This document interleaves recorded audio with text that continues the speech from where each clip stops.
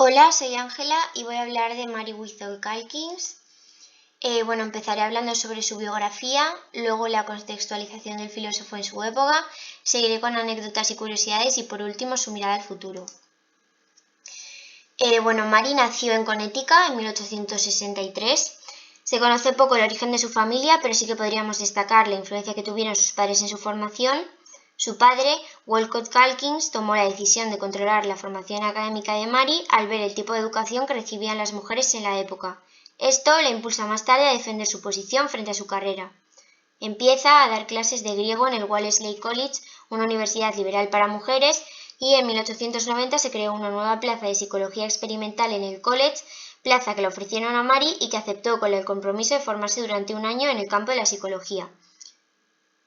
Quiso ingresar en Harvard ya que era la única universidad que contaba con un laboratorio junto con la de Clark y fue admitida de manera no oficial dentro del programa suplementario de formación al que denominaban Anexo de Harvard.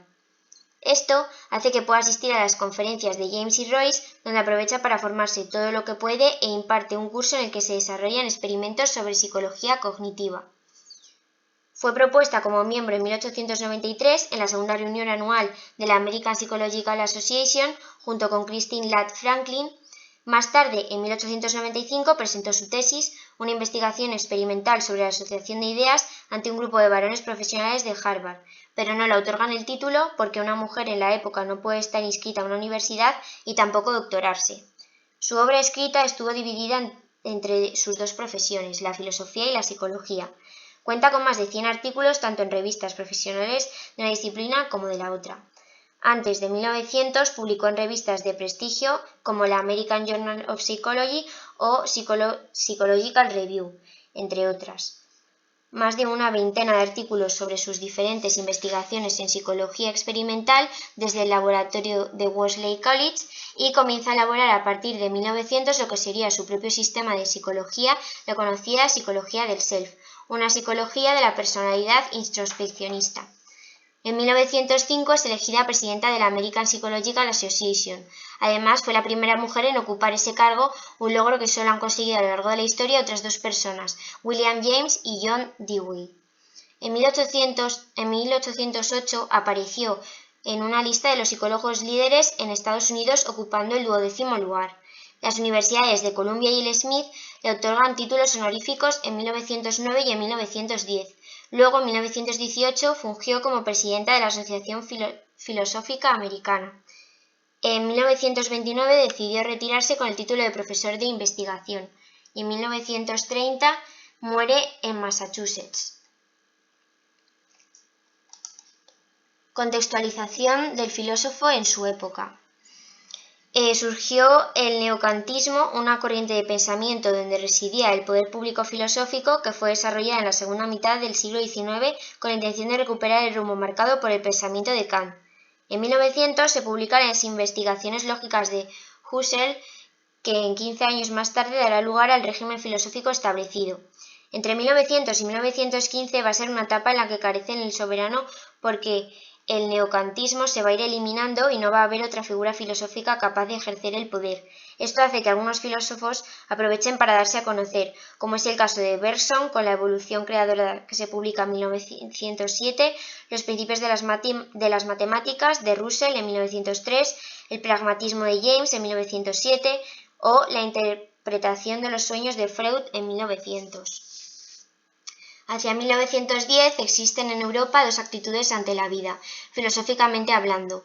Una proviene de Nietzsche, considera que la vida es voluntad de poder, fuerza creadora, el deseo ciego de procrear y perdurar en la realidad. Podemos verla representada por Ortega y Gasset. Por otro lado, esta es la influencia de Kierkegaard, el que cree que la vida consiste en una serie de decisiones que debemos tomar día tras día. A través de esas decisiones vamos desarrollando nuestra existencia y nos convertiremos en la persona que somos o en la que queremos ser. Este otro aspecto podemos verla representada por Miguel de Unamuno. Mary trabajó principalmente en 4 campos: la asociación de ideas, el elemento psíquico, la doctrina de los elementos relacionales de la experiencia y por último podemos destacar el sistema de la psicología del self, que desarrolló durante 30 años donde defendía un punto de vista doble en psicología, la teoría en la que cada experiencia debe ser tratada desde la psicología atomística, que estudia los eventos psíquicos denominados contenidos de conciencia, y desde la psicología del self, que estudia los contenidos de conciencia como experiencias de un self, y procede a estudiar los selves en sus relaciones. Mary también explicó y diseñó la técnica de los pares asociados, que consiste en asociar dos elementos para recordar uno con mayor facilidad. Mary. Anécdotas y curiosidades. Fue admitida en la Asociación Americana de Psicología APA en 1893 y en 1905 fue la primera mujer en presidirla. Dentro de esta asociación tuvo una brillante carrera, ya que 2 años antes de ser elegida presidenta se encontraba entre los 40 psicólogos mejor reconocidos de Estados Unidos. Tras presentar su tesis, William James más tarde reconocerá que fue el examen más brillante para un PhD que jamás había tenido en Harvard. Calkins también mostró sus impulsos feministas desde el inicio de su desarrollo, siendo la protagonista de la primera controversia sobre las diferencias sexuales en procesos cognitivos en la literatura psicológica. Llegó a rechazar una oportunidad de trabajo como profesora en la Universidad de Columbia para no verse enfrentada a enseñar a una clase puramente masculina. En 1927, un grupo de 13 graduados por Harvard enviaron una carta al entonces presidente de Harvard, Abbott Lowell, para que la universidad le reconociera su título de doctora. La respuesta de las autoridades fue que no existía razón suficiente para reconocer a Calkins su doctorado. También podemos destacar, como he hablado antes, del anexo de Harvard, que era un programa universitario no oficial de enseñanza no formal que se creó en 1879 debido a la demanda de mujeres que solicitaban cursar estudios en Harvard. Este programa ofrecía formación a aquellas mujeres mediante un sistema de clases particulares de los propios profesores titulares de Harvard. Estos repetían la materia que ofrecían a sus alumnos oficiales en clase y completaban sus sueldos de profesores universitarios, y por otro lado, la institución universitaria evitaba la presencia de sus mujeres en sus aulas. Y como he explicado antes, pues Marie formó parte de este anexo en Harvard. Mirada al futuro. Mary Wilson Calkins era una mujer sin tapujos, extrovertida, valiente, virtuosa e inteligente. Fue una gran referente para las mujeres de la época y para las de hoy en día. Con su trabajo constante llegó a hacer cosas inviables para una mujer de la época, como poder asistir a clases en Harvard, ser admitida en la APA, ser una de los mejores psicólogos reconocidos en Estados Unidos.